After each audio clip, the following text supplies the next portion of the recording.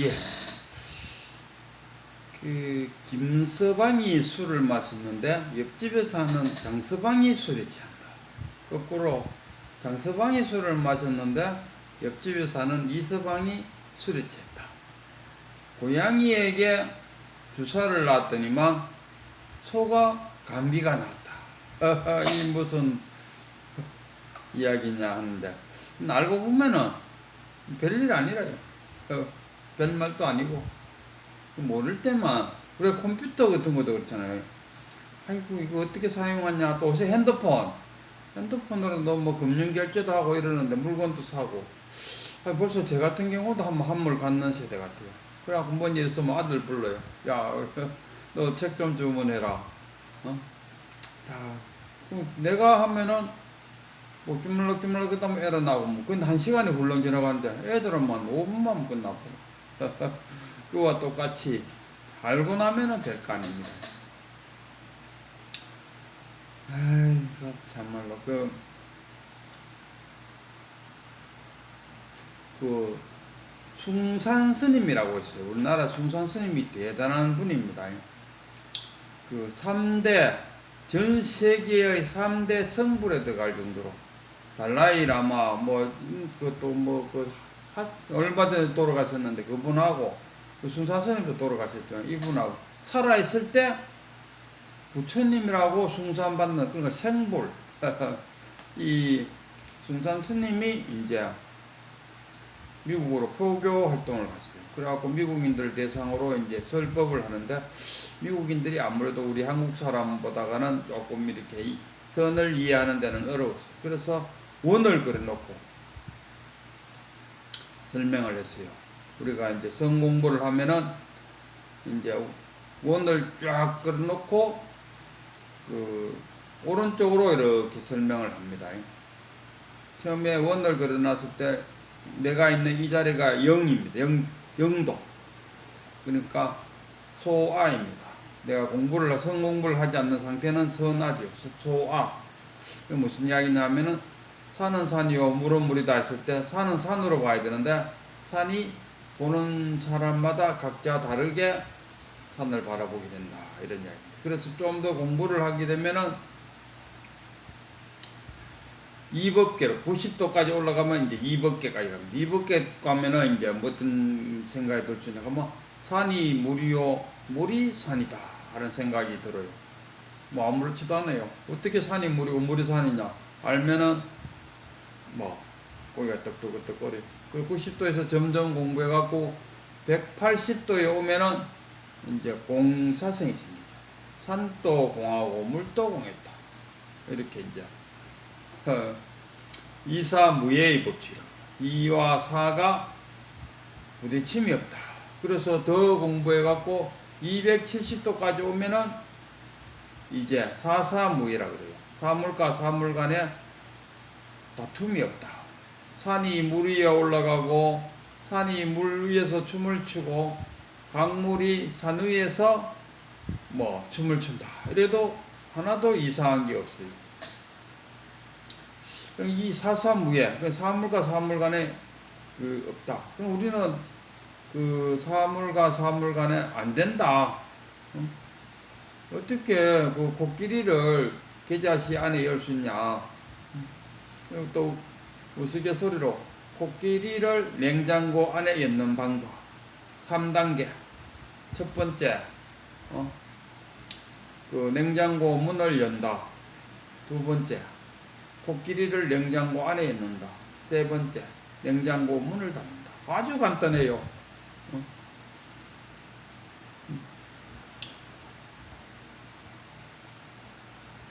토끼가 사자를 타고 소풍을 가고 있다.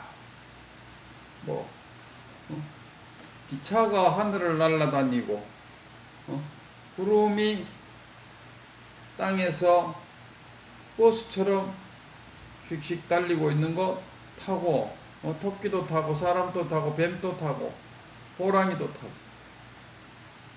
그리고 또 호랑이와 토끼가 발실험을 했는데 토끼가 어찌나 센지 호랑이를 이겼다. 다 가능해요.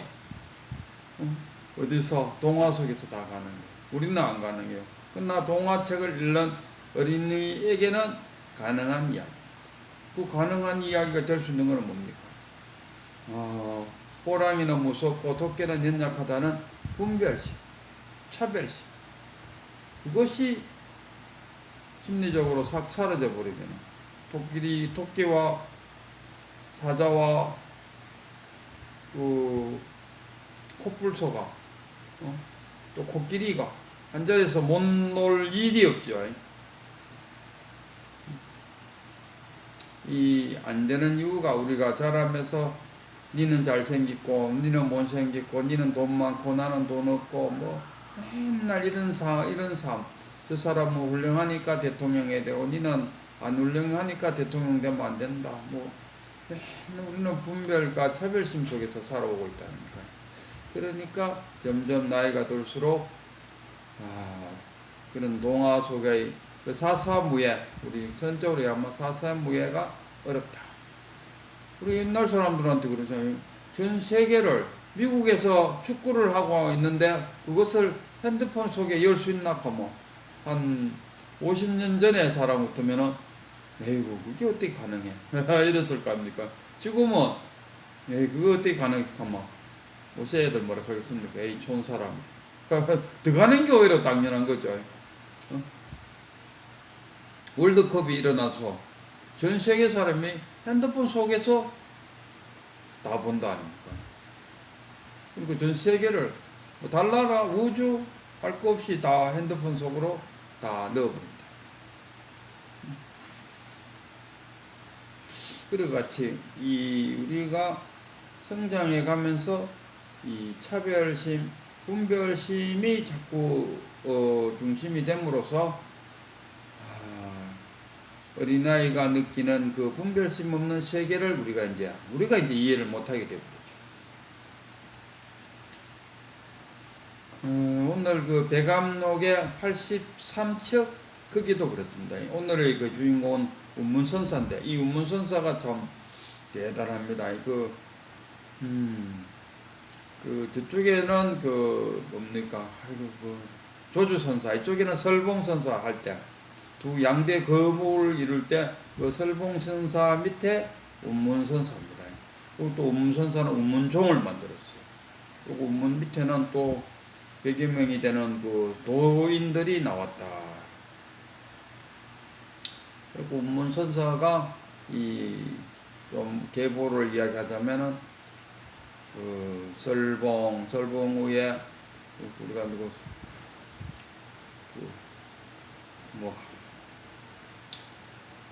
위에 올라가서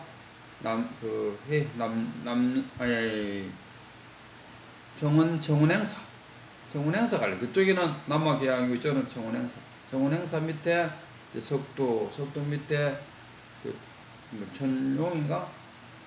천왕도 밑에 용담 용담장이 뭡니까 용담장이 그거 뭡니까 밑에가 설봉이고 덕산 밑에 설봉 밑에 운암이잖아요. 이 운암 운암 가면 우리 일반 사람들도 다 아는 말 중에 하나가 15일 전에 일은 묻지 않을 테니까 15일 이후는 어떤가.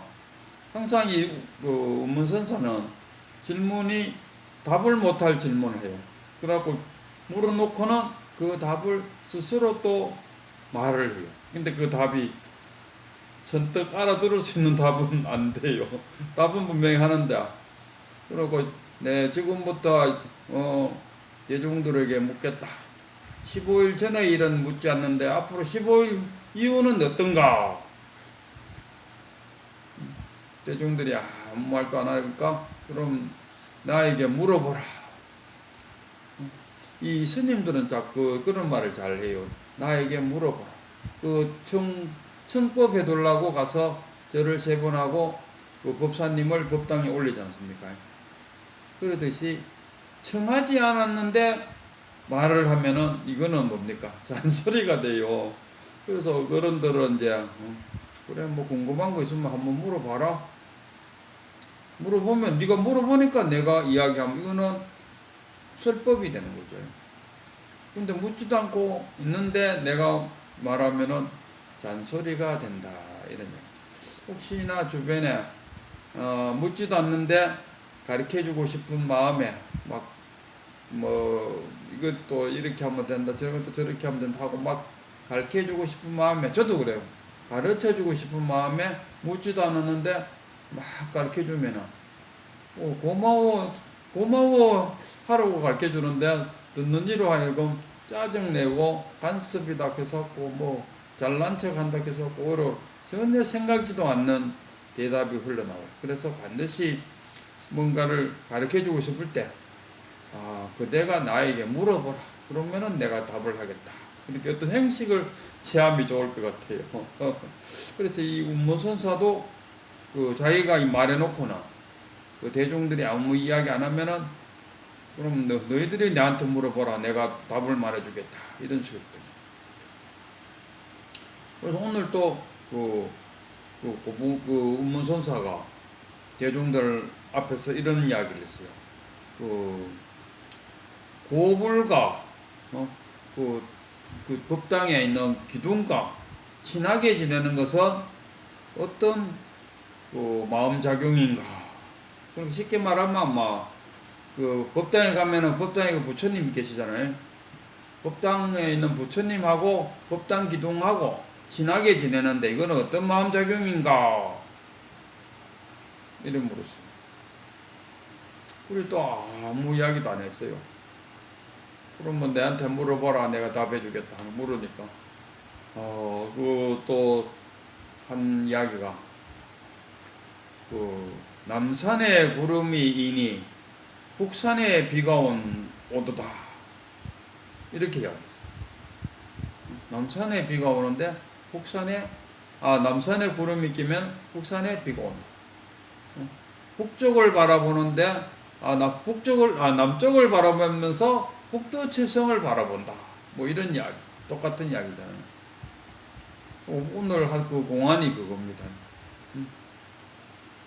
어떻게 고불이라는 말이 처음 쓰이는 게 조주선사한테 설봉선사가 아이고 고불이십니다 했는데 그 고불이라는 단어가 이제 부처님한테도 고불을 하고 역대 조사들한테도 고불이라는 말을 썼어요. 조주선사가 재밌는 이야기가 어느 선사가 와서 아이고 고불입니다 하니까 조주선사가 하는 말이 그대는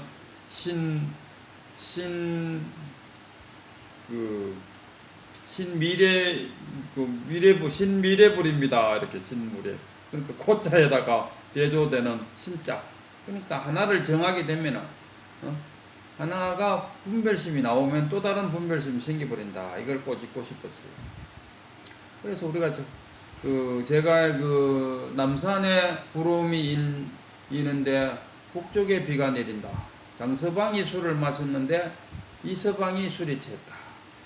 고양이한테 주사를 주는데 코끼리가 감기가 났다. 이 다 같은 이야기야. 다 하나다 이거라. 엉덩이에 주사 놨는데 머리가 나왔다. 왜? 우리 몸뚱어리가 하나니까. 팔에 주사를 놨는데 감기가 뚝 났다. 감기가 머릿속에 있는 것 같은데 머리에다 주사를 놓지 않고 엉덩이에 주사를 놨다. 엉덩이나 머리나 팔이나 다 하나잖아요. 북산이니 남산이니 가는 거 뭐 했습니까? 이름을 갖다 지었다. 이름을 갖다 붙였다. 요거는 북산, 요거는 남산. 분별했다니. 분별심만 사고 없으면 남산이 어디 있고 북산이 어디 있습니까? 고불이 어디 있고 기둥이 어디 있습니까? 그거 다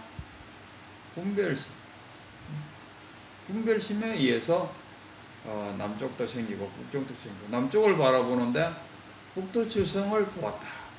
남쪽이 어디 있고 북쪽이 어디 있습니까? 남쪽이 생기고 북쪽이 생기는 것은 분별심에 의해서 야기되었다. 아까 270도까지만 이야기한 사사무예의 법칙. 270도에서 다시 360도로 내려오면은 이제 아까 소화에서 출발했는데 이제 점점 해가 관박이 쑥 돌니까 내가 이제 성장해서 대하가 되었다.